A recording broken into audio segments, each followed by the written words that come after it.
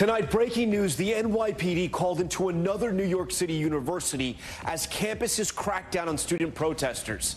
This video just in, officers in riot gear outside Fordham University next to Manhattan's Lincoln Center. Students have barricaded themselves inside a building there less than 24 hours before a massive police presence at Columbia University about 3 miles away.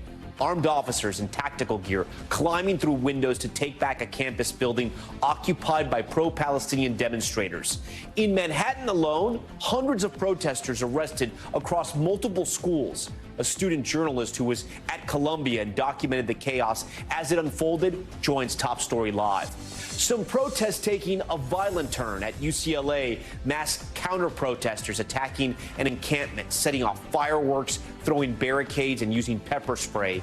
In southern Florida, police firing tear gas to break up an encampment there. And at the University of Wisconsin, several officers injured after clashing with protesters late today. So is everyone involved students, or are outside actors infiltrating demonstrations? Deadly storms tear across the plains, a monster twister carving a path of destruction, leaving a Kansas town nearly unrecognizable. More than 200 tornadoes reported as a severe weather streak continues. The area in the threat zone tonight. Harvey Weinstein back in a New York courtroom. The disgraced movie mogul leaving a hospital to make his first public appearance since a New York appeals court overturned his rape conviction when prosecutors hope to begin a new trial. Plus, undocumented and now homeless. In Seattle, migrants in limbo after a program that housed them ran out of funding. Now some are camping out. The state of uncertainty as major U.S. cities struggle to keep up with the surge of people seeking asylum. Top Story starts right now.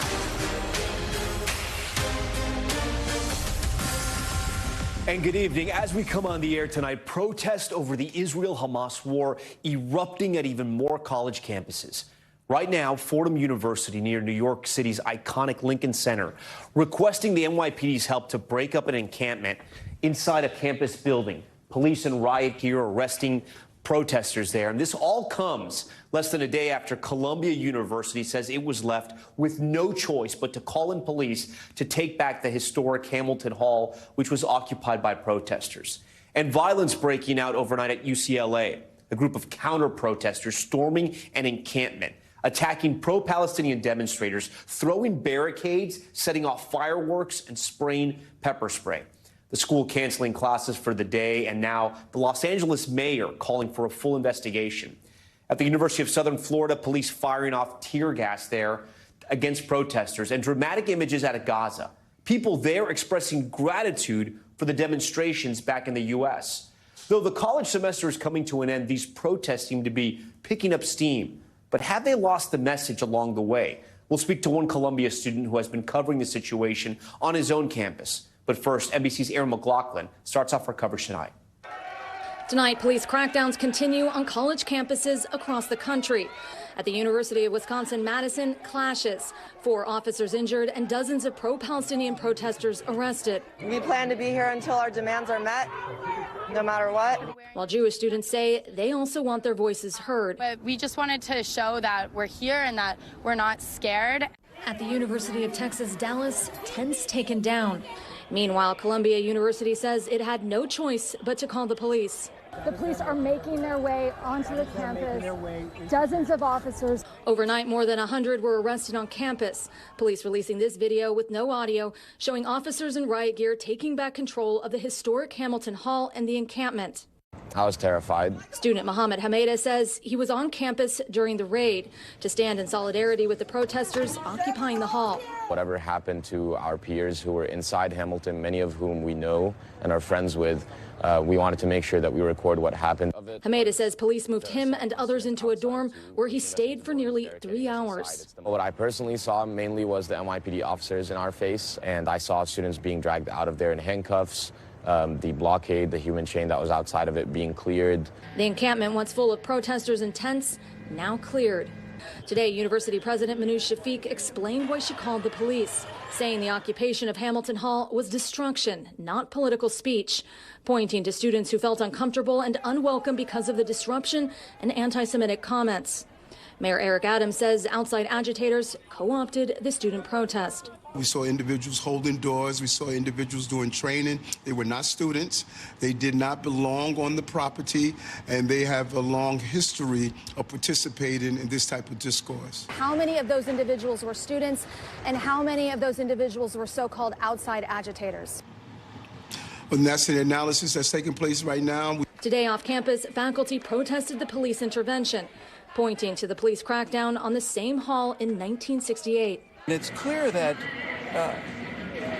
shared governance, meaning the capacity of faculty, students, and staff to interact with senior administration to come to resolutions of difficult problems is the lesson learned from 1968. That lesson was lost yesterday.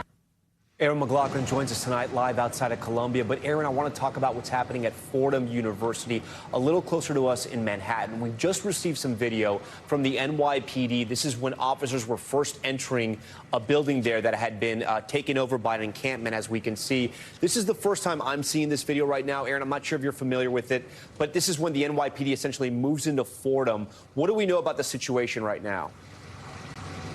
Yeah, well, we have just heard on Twitter from the NYPD a statement from the deputy police commissioner saying that, quote, without incident, we have placed the individuals who refuse to disperse from the unlawful encampment inside a Fordham building under arrest. This tweet noting that the university did formally request for police assistance, as did Columbia last night, Tom. Yeah, and as we look at the video there, we can see students, maybe some faculty, locked arm in arm. It's unclear to see who they are right now. And it doesn't look like things got violent, at least at that moment in Fordham. Give us an update tonight on Columbia. We saw all the video from overnight. What is the situation there right now? Well, right now, the campus is closed. Finals are happening online. The situation is comparatively calm. The university says that they will maintain that police presence. They have invited the NYPD to remain on campus until May 17th, which, of course, is 2 days after the graduation. The president of Columbia saying that that was meant to prevent any further encampments from being formed on the campus itself. We're also getting some more details tonight from the university saying that Hamilton Hall, the building that was occupied by the protesters, is a, quote, active crime scene. Also noting that when the hall was taken, that they now believe that there were individuals that managed to get inside the building when it closed and allowed other protesters to enter. You know, Aaron, before you go, I know you pressed the mayor on this, but have we gotten any more clarification on the people that were arrested? Does it look like they were all students and faculty, or does it look like there were outside agitators in that mix?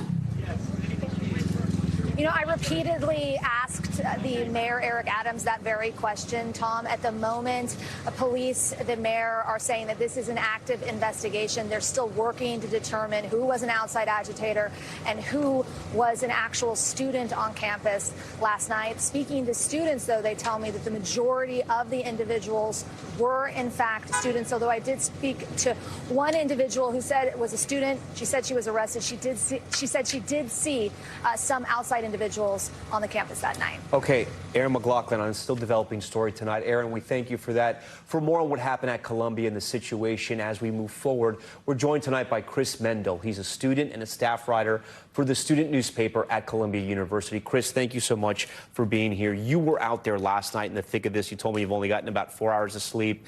Talk to me about what you saw last night. So last night I was positioned around campus on 114th Street. I've been bouncing around trying to get on campus, but I wasn't able to get on campus. So I settled out on 114th Street because that was where the police entered during the last encampment when they made the arrest. So I wanted to be right there to see people get let out and police enter. So I see police setting up barricades and I'm standing around and suddenly a police officer says, everyone get off the sidewalk, get into a dorm. So we start moving. Seconds after making that announcement, the police start pushing and shoving students who were bystanders and not involved in the protest into these dorms. Police had chased people into their dorms and started banging on doors, yelling at them. I myself ran to a nearby dorm and I ended up taking refuge in there. And for the next 3 hours, I was barricaded in that dorm. And then you witnessed some of the police moving in. Could you see it outside the windows, or was it tough to see? It was tough to see the police moving in, but I did see protesters getting dragged out. Have you heard from any students who were arrested? I've heard from one student who was arrested. She was telling me that while in jail, students were having their hijabs removed and things of that nature. So she was very frustrated about that, I guess, what she was calling a violation of rights. And what did she say about outside agitators or the moments inside Hamilton Hall? How did police treat them? So she didn't speak on outside agitators. She wasn't inside Hamilton Hall. I believe she was at the gates of Columbia University. What I've heard about agitators from the outside is it does seem likely that there were outside agitators, but it was overwhelmingly students. Yeah, by and large, these were Columbia students, because there was a point there where it sounded like the faculty and the president was trying to say these were outside actors, even the mayor, really, not really Columbia students. But we've heard from other student reporters that, listen, that's not the case. These were students. Exactly. And I was listening to WKCR. It was tough to see, and we were sitting in this lobby of the dorm, and that was our only updates for a time. And they started saying live on air, we don't know how many people are not students, but we see our peers being let out of the building. And that was a poignant moment, because that's the first moment we realized, wow, these are fellow students in there. Yeah, so they're fellow students in there. Do you think they accomplished anything? I'm not sure. I can't really speak to that. It's a controversial topic right now. Right. No, and I know you're a reporter. I guess my bigger question is, what do you think happens to Columbia? Do you think this changes anything with Columbia, with its financial commitments with Israel? Does it change anything going into next year? I'm not sure if it changes anything necessarily, but it's important to point out that the arrest happened on the 56th anniversary of the 1968 protest arrests, which were a ginormous moment in Columbia history. That's why we have the University Senate, and that's why we have these processes in place to prevent police from coming on campus. So significant changes happened back then, and I would expect there to be some sort of significant changes to follow something like this, but I'm not sure if that looks like divestment from Israel or something like that, or maybe more university statutes to prevent something like this. Do you think there's a graduation? Yeah, I think there's going to be a graduation. I think that was a big motivation behind kicking the students off. And then do you think Jewish students can feel safe on Columbia's campus? There were Jewish students in the encampment, so there's students from both sides who are experiencing different feelings and emotions, and it all comes down to their perspective. Me personally, I feel safe on campus and comfortable. I'm not a Jewish student, so it's difficult for me to say what other Jewish students feel. But I do know they had things like Shabbat dinners while they were in the encampment together, and there were a bunch of Jewish students there. And I do know that during the first encampment, there were a significant amount of Jewish students that were arrested as part of that as well. Do you think somehow the message got lost in all of this, that this was about the people suffering in Gaza, and then it somehow became about Ivy League students camping out in a building, and that message was, I don't want to say ignored, but forgotten? So right now what I'm seeing, talking to like student body people who are not involved in the protests, is they care more about the actions of the administrators right now, and Gaza's become an afterthought at that point. But I'm not sure if that's the fault of the protesters or the fault of the administration. Okay. Chris Mendel, we thank you so much for being here. Keep reporting that, and we appreciate all your honesty and your reporting. Staying on those college campus protests, tensions at UCLA boiling over, counter-protesters destroying those encampments, some getting into fights, even getting pepper sprayed, the violence sparking new debates about free speech and student safety. NBC's Liz Kreutz has that story. At UCLA, tensions between protesters boiling over as counter-protesters, some en masse, storm the pro-Palestinian encampment overnight. Violence erupting, videos show protesters fighting, some being pepper sprayed, and fireworks thrown into the encampment. Eventually, police and riot gear arrived but made no arrests. Things have now calmed down here. Police were able to come and break up the fights between protesters, but there's a heavy police presence still here and a lot of tension on campus. As protesters spend their seventh day camped out, some students saying their rights to move freely around campus have been infringed. I have my ID right here. I'm being blocked off. Outspoken pro-Israel student Eli Sivis posted this video of what he says were protesters not allowing him to access a pathway near the encampment. They created their own checkpoint at this entrance, and I saw this and I said, no, absolutely not. This is public land. I pay tuition here. I deserve to walk this path to class if I so choose to. The incident condemned by the university, but sparking a debate about the balance between free speech, access at a public university, and safety on campus. Yama is a pro-Palestinian protester who says she was pepper sprayed overnight. They're saying that what we're doing is unlawful, but What I've seen in the encampment is that we are trying to be as peaceful, and we are trying to ensure that everyone is safe and that our community members are protected in their right to protest. By an NBC News count, nearly 50 U.S. colleges and universities nationwide have encampments with students demanding their schools divest from Israel over the country's war in Gaza. Places like Yale, Indiana University, and Arizona State.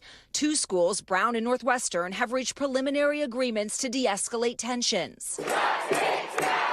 The unrest playing out in different ways on some campuses. This American flag at UNC put back in place and protected in part by a group of fraternity brothers after protesters had replaced it with a Palestinian flag. It's all part of a decades-long history of protests on college campuses helping to spark change over issues like the Vietnam War and South Africa's apartheid. But the right to protest has limitations. There's robust protection for First Amendment activities when it comes to speech, when it comes to expressive conduct. But there are limits, and one of those limits obviously is violence. All right, Liz Kreutz joins us tonight from the campus of UCLA. Liz, I want to take some live pictures that are just coming into the newsroom. This is from KNBC. They show large crowds of people at UCLA. It shows the encampment, and earlier aerials we were looking at also showed a police presence there. It was lines of cars. We're showing this now to our viewers here. Liz, walk us through what our viewers are seeing right now and what's happening over there. Yeah, Tom. So right now I'm on the other side of the encampment from where those aerial images are of the police that are beginning to stage. And even here, it feels like students are getting a sense, the student protesters, that something could be happening, because for the past hour, we have seen these students get their plywood here, get their drills, and they have been fortifying their encampment here. Now, there is no official word that police are going to try and enter the encampment and dismantle it. But after everything that has unfolded over the past 24 hours, it does feel like something might be happening tonight. We're seeing those pictures of dozens of police officers begin to stage at the base of the steps that lead up to the other side of the encampment. There are potentially 200 to 500 students that are here at any given time inside of this encampment. So this is not going to be an easy situation. And also, just about an hour or so ago, the students, protesters, they held a press conference where they reiterated, we are not going to leave until their demands are met. You know, so Liz, yeah. One of the students today said basically, Yeah, I was going to say, looking at those aerials you were just talking about, something that we noticed right away is that there are a lot of people in that encampment versus the amount of police cars we saw. Do you have any idea about the size of the police presence right now? Because it looks small in comparison to that encampment. Yeah, I know that that is something that is being addressed, because you do need a very large police presence to take this down right now. And so I would not be surprised if we continue to see more police throughout the day join throughout the coming hours. There's been CHP here on campus, California Highway Patrol, the LA Sheriff's Department, and LAPD officers all here. Right now, the police presence does seem to be smaller than the number of student protesters, but Tom, we'd expect it to grow. And then, Liz, I have to ask you. And we should say also, Tom, they have riot gear on. Yeah, right. And, you know, we saw riot gear, zip ties, yeah. Yeah, as opposed to what we saw on this coast, on the East Coast, things got violent last night, right? And I wonder, do they think that's going to happen tonight, or was that because of those counter-protesters that showed up to campus as well? Yeah, that's a good question. And I think that's a big reason why there's a question of, is the university going to step in and break up the encampment, or allow them to camp out for another night? And if they do, could that lead to another night of violence? And I asked a Jewish student, do you expect more counter-protesters to come overnight if they do camp out? And he said, I don't know anything specific, but I've heard rumblings that it could happen again. Because these students at the camp, last night was sort of a boiling point. Things really got out of hand, but they've been telling me that for the past several nights, many of these counter-protesters have been showing up. They say harassing them. They say that some were releasing mice into the encampment. They were blaring music all night to not let them sleep. So this has been tension that's been brewing now for several days. All right, Liz Kreutz, I know you're going to be standing by for us tonight on that scene. We do want to take you inside that encampment right now at UCLA. I want to bring in Benjamin Kirsten. He's a student at UCLA and a member of the Jewish Voice for Peace at UCLA, a coalition of Jewish students who support Palestinian liberation. He's coming to us again from inside the encampment on UCLA's campus. So, Benjamin, do you think police are about to move in? Talk to me about the tension and the atmosphere right now where you are. Hi, thanks so much for having me. I can't, again, confirm whether that is the case, as there haven't been official reports, but certainly folks here are seeing the police presence en masse and are taking precautions to ensure that this encampment can continue to uplift the demands of divestment toward a free Palestine. Benjamin, I don't know if you can walk around or if you can show us a little more of what it's like inside the encampment. Are the people you're demonstrating with, are they preparing for police to come in? And if the police do come in, what are you going to do? Yeah, you know, I'm unable to walk around right now. I will say that a member of the University of California, the UCLA administration, is here meeting with students in a town hall, so it's sort of lose some volume. You know, but one thing I would want to show you about the inside of this encampment is the incredible organizational effort, the library, the prayer space, the medic tents, the kitchen tents, really just showing how dedicated these students are to each other and to their demands. Yeah, as far as, you know, what happens tonight, I think we have a lot of you know, everyone's got a personal decision to make about where they stand. But, you know, all of us here, regardless of the decision that we make later tonight, our hearts are with the Palestinian people and the people in Gaza, who are also facing an imminent invasion. And I want to ask you about that in a moment, Benjamin. I do want to ask you, the counter-protesters yesterday, were you there when things got violent? So I was actually at home at that point, but following from afar, and doing my best to support coordinating drops of medical and medical supplies and protective gear. You know, one thing that's clear to me is that the encampment would be a peaceful endeavor if not for the aggression of the counter-protesters who were wielding Israeli flags and started shooting fireworks. It was incredibly distressing. I got here as soon as I could this morning, and there's been a lot of regrouping and a lot of you know, tending for those who are still here, who sustained injuries. But it was a very upsetting moment last night, and I think the university's real lack of action, both in terms of the encampment's demands, but also their commitments to student safety, really brought us to this point. So you're Jewish, but you're supporting the Palestinian people in Gaza. Talk to me about why you are choosing to stay in that encampment. Yeah, that's correct. You know, as I am a Jewish person, I also believe in the values of justice, equality, and dignity for all without exception. To me, I understand Zionism as a failed answer to very real questions of Jewish safety and well-being, and one that has resulted in massive amounts of material harm to Palestinians, from the Nakba to the current that's led to over 34,000 dead, 1.5 million facing starvation, 1.9 million displaced. So for me, you know, I don't think you have to be a Jewish person to have very valid critiques of state violence and militarism. But for me, I do feel rooted in the knowledge that I think that Jewish liberation is entwined with the liberation of other peoples as well. Yeah. How do you weigh that against the slaughter of the innocent Israelis that were killed, kidnapped, and taken hostage on October 7th? Yeah, thank you for that question. I mean, it's incredibly painful, you know, and my heart absolutely goes out to all who have been affected by this violence. There's no question about that. You know, and I would say that war crimes do not justify more war crimes. We need an immediate, permanent fire in order for this violence to end. Benjamin Kirsten from the UCLA campus inside the encampment. We appreciate you talking to us tonight, and I would say please stay safe because you do not know what's going to happen. We appreciate your time. Thank you for talking to us. We want to take a big turn now to another story we're following tonight here. And I do want to mention we're going to stay monitoring all those demonstrations across the country. But we also want to talk about the weather and another round of deadly storms that are wreaking havoc in states like Kansas and Missouri. It's the 6th straight day of tornadoes in the region, with even more twisters possibly on the way. NBC's Maggie Vespa is on the ground in Kansas for us tonight. Tonight, marking 7 straight days of reported tornadoes decimating America's heartland, with one late today appearing to touch down in Texas. Oh my God, it's blowing people's houses away! Meanwhile, new images of storms overnight with twisters tearing across Kansas. and hail hammering Missouri, leaving a patchwork trail of destruction that continues to grow.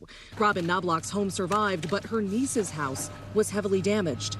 Famous saying of the freight train, you could hear it in the wind. It was very loud. I fully expected our house to be gone the way it sounded. 13 tornadoes were reported overnight across Oklahoma and Kansas. Authorities in Westmoreland confirming one person was killed, nearly 24 homes destroyed. I was born here. Yep. I was raised here. My kids were raised here. It's the latest community caught in a broad sweep of violent weather, with more than 180 tornadoes reported since Thursday. At least 6 people killed, including a 4-month-old girl. She was with her family inside their Oklahoma home Saturday when a tornado threw it 200 yards. The infant's mom telling NBC News, "We are heartbroken." And tonight, the threat continues, with 23 million Americans once again under severe weather threats, battering a swath of America already exhausted and weary of what's next. Is that looming in your mind? That's why we've been working hard all day to try to gather what's salvageable. And you can see crews are out here with heavy machinery removing large debris as fast as they can, knowing that next round of severe storms is headed this way. Tom? Maggie Vespa, where there's destruction everywhere you look. For more of the severe storm, I want to turn it over to Bill Cairns. Bill, do these tornadoes pose a threat to even more states in the coming days? We've already had about 3 in the last couple hours, and we could have a couple more tonight. We're talking West Texas, western Oklahoma, and into areas of western Kansas. This is where our tornado watches have been issued. We do have a couple active areas with potential tornadoes. They've been very rural, thankfully. Haven't hit any homes, any businesses. They've been out over the farmers' fields. And so we have one tornado that was reported. You can see that here. We had 2 that were located right here. One going north of Interstate 40. We do have an active tornado warning up here. If you remember I think it was 6 weeks ago, Canadian Texas, we had a tornado move through this town. So it's not too far away from here, but it's going to miss them. When you see this little hook in here, this is where we potentially have the tornado on the ground. But again, this is out over very rural farmland, and so we're not worried about hitting any towns. The other issue, with all these storms that we've had in the middle of the country, the flooding problem is getting very serious late tonight and tomorrow. This area from Dallas southwards to Austin, this is where we could see excessive rainfall. We have a big risk of river flooding and flash flooding, locally up to 5 inches tonight into tomorrow, Tom. So we have the threat of tornadoes, but also that sneaky threat of a flash flood. All right, Bill Cairns for us. Bill, we appreciate that. Still ahead tonight, the school shooting thwarted. Authorities say a gunman was trying to enter a Wisconsin middle school, but was stopped. The late details just coming in. Plus, Harvey Weinstein back in court, brought in a wheelchair just days after his 2020 rape conviction was overturned. How soon that case could be retried here in New York. And bird flu vaccine, what health officials are saying about shots to prevent the disease in humans as it rapidly spreads in cows. Stay with us.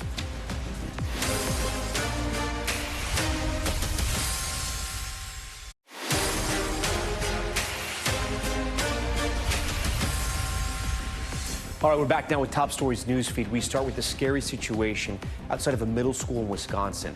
Police say a student from the school district was armed and trying to get into the school. Luckily, he was not able to get inside and was killed by police. Authorities say no one else was hurt. Schools in the area on lockdown throughout the day, but those have since been lifted. Federal health officials saying the U.S. has 2 bird flu vaccines as the disease continues to spread through the nation's cattle, I should say. While no humans have been infected yet, officials taking precautions just in case the H5N1 virus jumps from cattle to people.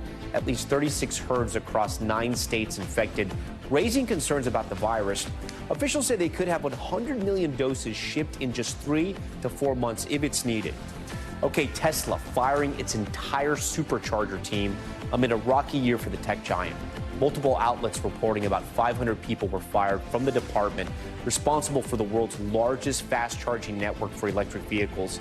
The cuts coming just weeks after CEO Elon Musk announced Tesla would lay off about 10% of its staff.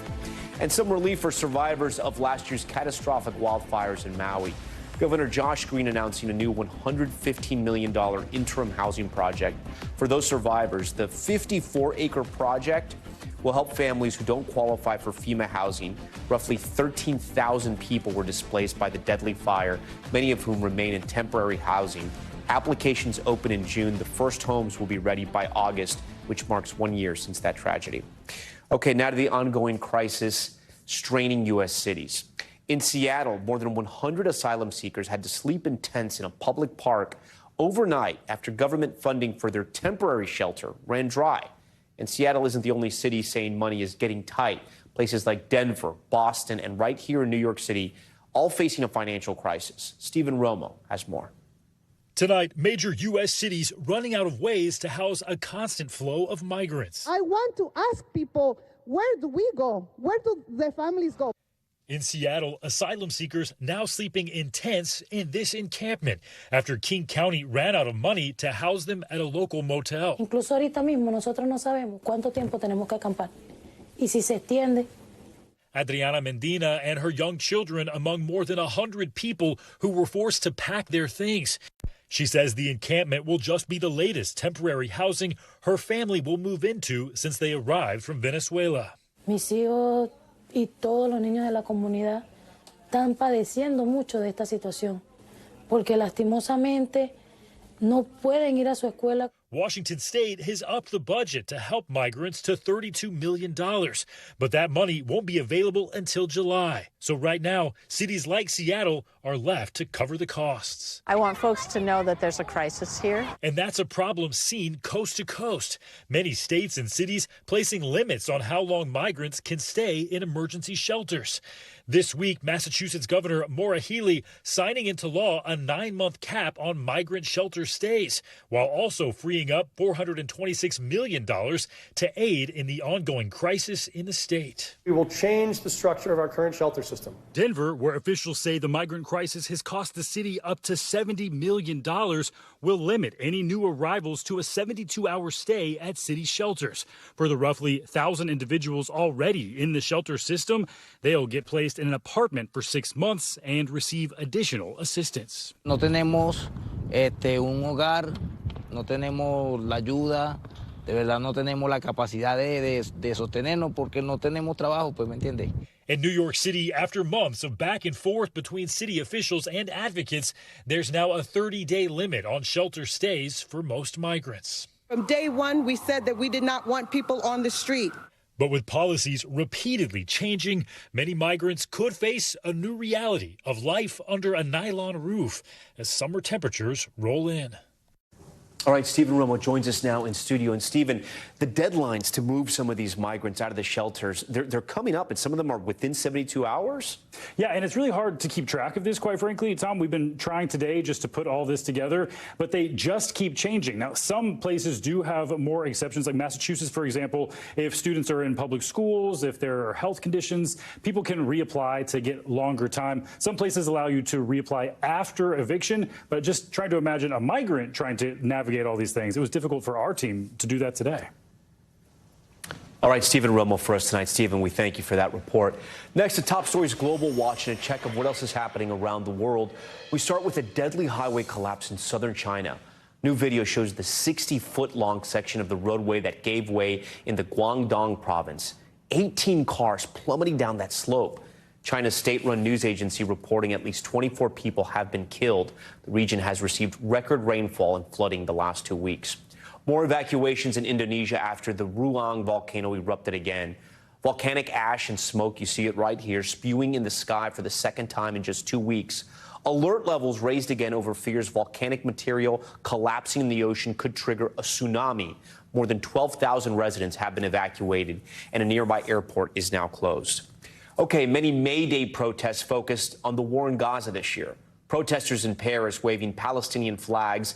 They were also seen setting fire to makeshift Olympic rings. The city's unions are threatening to strike during the Olympics if they do not get extra pay to work during summer holidays. Riot police firing tear gas to disperse the crowds. Police also clashing with demonstrators in the Philippines and Turkey. And in Athens, Greece, hundreds taking to the streets in support of Palestinians during a 24-hour transit strike there. Okay, coming up back here at home, a major update in Arizona's abortion battle. The state Senate voting to repeal a law that essentially banned all abortions. It now heads to the state's Democratic governor, what she told our Dana Griffin right after the vote was announced. That new reporting coming up.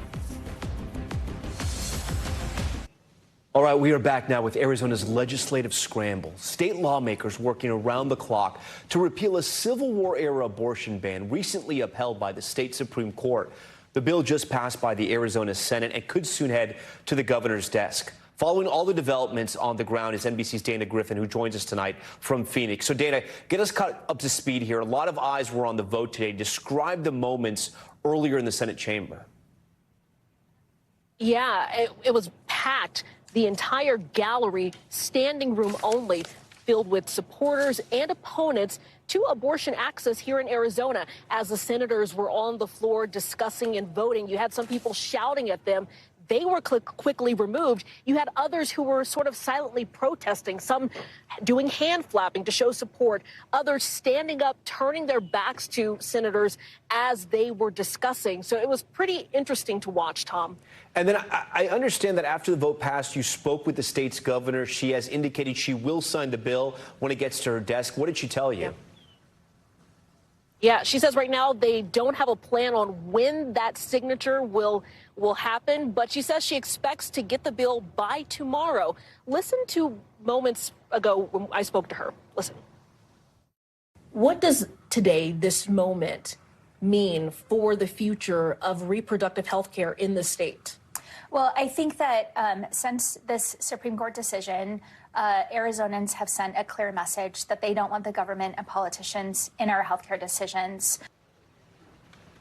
And right now, Tom, the focus is now on November, where there's an expected ballot initiative to codify reproductive rights in the state, which could allow women to get abortions up to 24 weeks. So that's something the governor is pushing everyone to pay attention to coming up. Tom? All right, Dana Griffin for us from Arizona tonight. Dana, we thank you for that. That does it for us tonight. I'm Tom Llamas in New York. Stay right there. More news on the way. Thanks for watching. Stay updated about breaking news and top stories on the NBC News app or follow us on social media.